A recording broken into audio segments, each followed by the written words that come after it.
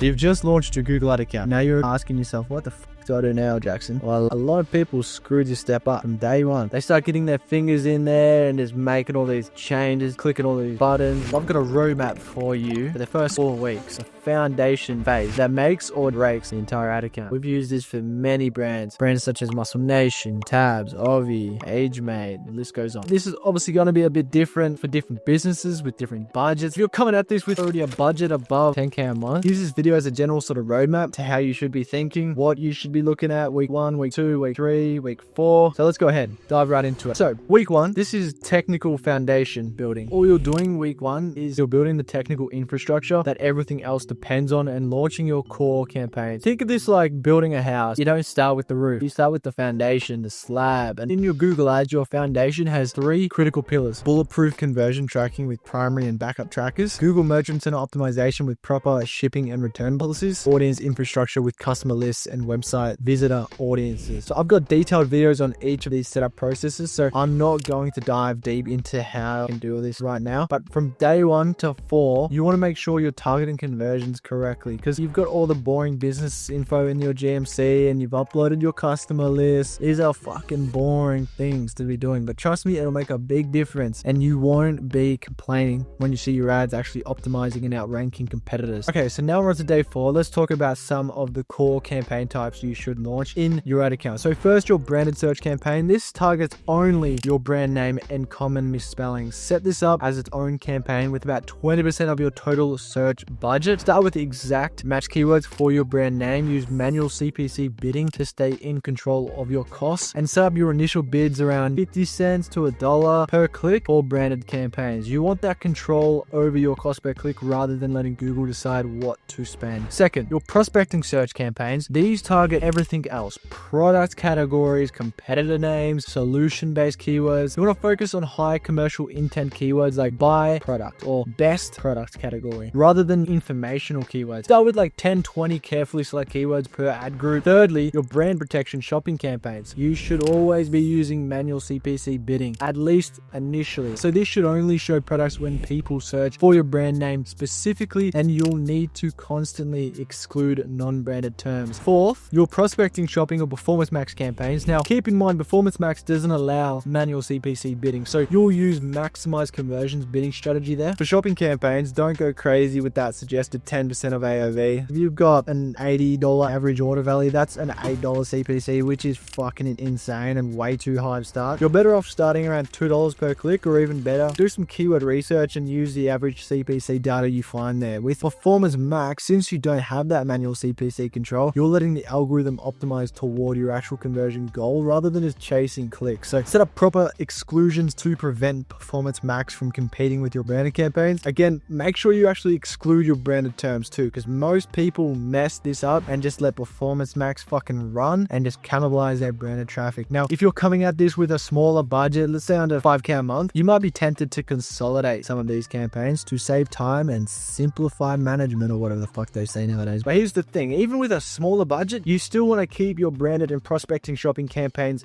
separate. I know it seems like more work, but trust me, this one, your branded campaigns have completely different goals and KPIs than your fucking prospecting campaigns. But anyways, for brand protection, you're focused on metrics like impression share and top page impression share. And you want to make sure you're showing up and defending your brand territory. But with prospecting campaigns, you're playing a different game entirely. You're focused on cost per conversion, ROAS, and this eventually you'll want to test automated bidding strategies like target ROAS to scale things up. Those automated strategies often push your CPCs higher, which is exactly what you don't want happening to your branded terms. So even on a smaller budget, guys, keep them separate. Your branded campaigns, people that know your brand, they're gonna fucking have a CPC much lower than your non-branded. And these people, your non-branded, are gonna have different KPIs. You want to spend more to acquire these customers. If your AOV is higher, you can even acquire them at a higher cost, but your branded need to be paying the same amount of cash and CPCs and all that shit to make sales there. They're two completely different audiences. So you can always start with lower budgets for each campaign and then scale up as you see what works. But after all that, days 5 through 7, that is campaign launch and initial monitoring. You want to launch campaigns one by one, starting with branded campaigns. Set conservative budgets too. You can always increase them as well. For your first week, aim for a minimum of 10 clicks per day across your shopping campaigns. Monitor daily, but you want to resist the urge to just make those fucking emotional changes and make those quick decisions. You're not optimizing performance yet. You're just collecting data.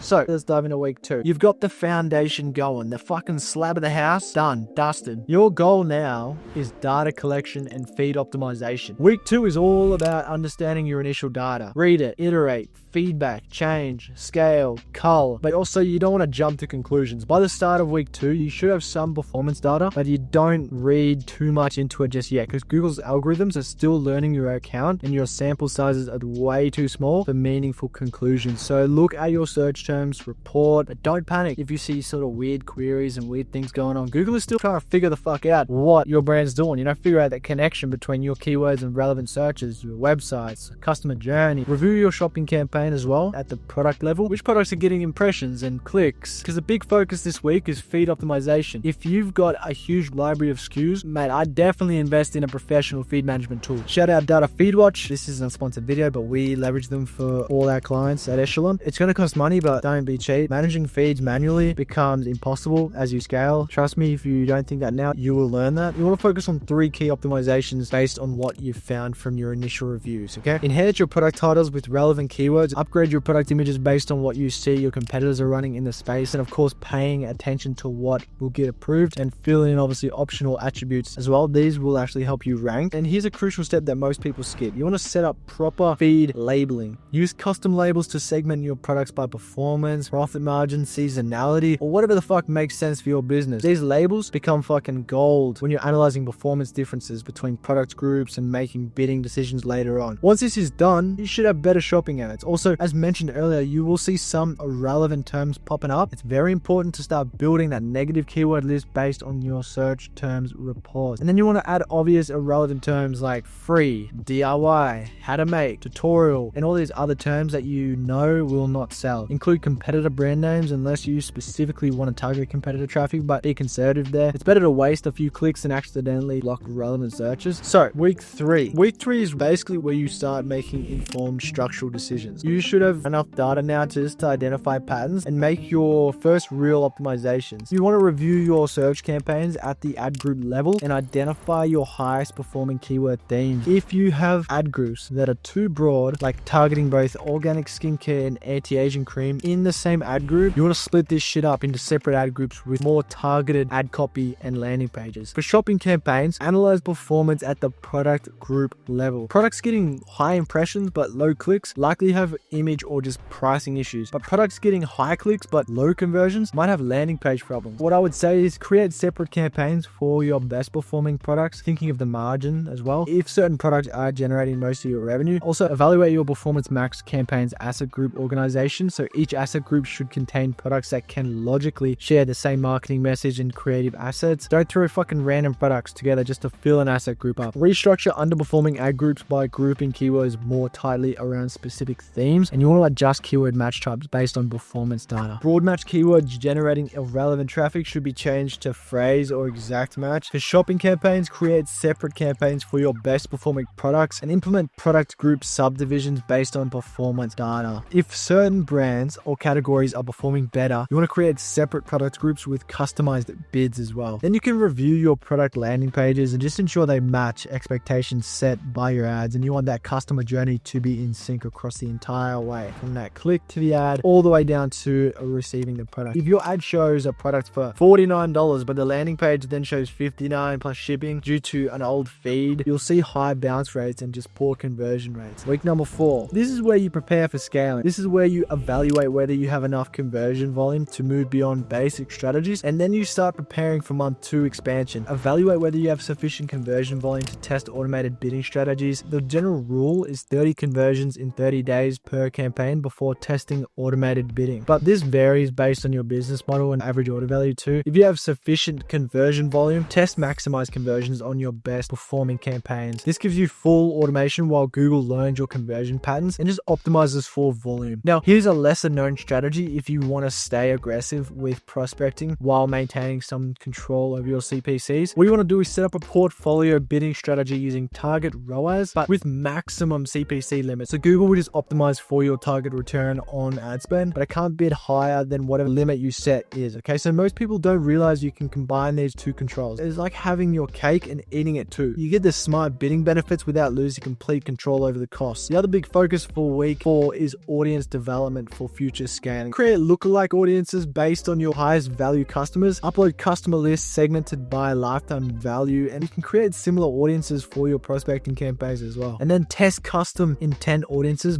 built around your competitors, branded terms, and industry specific keywords. And these audiences become crucial when you start expanding and scaling after 4 weeks. Now, here are the KPIs you want to focus on during the 4th week. Conversion volume by campaign. So do you have enough for automation? Cost per conversion trends. Is efficiency improving ROAS by campaign? Account structure health. Is everything organized for scaling before making any bidding changes? And also just document your current performance metrics as baselines. One thing to remember, this is a long-term investment. The discipline you develop in these first 4 weeks, making data-driven decisions, not emotional decisions, resisting the urge to over-optimize and just fucking press buttons. You're just really focusing on infrastructure before performance. It becomes the foundation for long-term Google Ads success. And your timeline might vary based on budget and data volume. If you're spending a lot and getting lots of data, you might advance through these stages quite quickly compared to the rest. If you're on a smaller budget, it might take longer to collect enough data for each stage. So both scenarios are completely normal. Don't be scared if you're at week 4 and still don't have massive conversion volume or you don't have enough data. As long as you're finding products, finding audiences that are working and you're building toward profitably with your core products, categories, or brands, you're on the right track. Remember, this foundation phase is what separates accounts that scale profitably from accounts that burn through budgets. If you want myself to dive into your ad account and give you a free audit, you can learn about more advanced tactics or just want direct access to ongoing training or management from us. Or maybe you're thinking, this is great, but I just don't have the time to implement it all myself. I need an expert to handle this for me. If that's you, we do offer free account audits for qualified brands. We'll do a complete breakdown of your current setup, identify exactly what's working, what's not, and give you a clear roadmap for improvement. The link to see if you qualify for a free audit is in the description below. Also, if you're the DIY type and you just want to implement this yourself, you can definitely do that. Use this 4-week roadmap, take your time with the foundation, and you'll be setting yourself up for long-term success with Google Ads. With that being said, I hope you have a wonderful day. I will see you in the next one.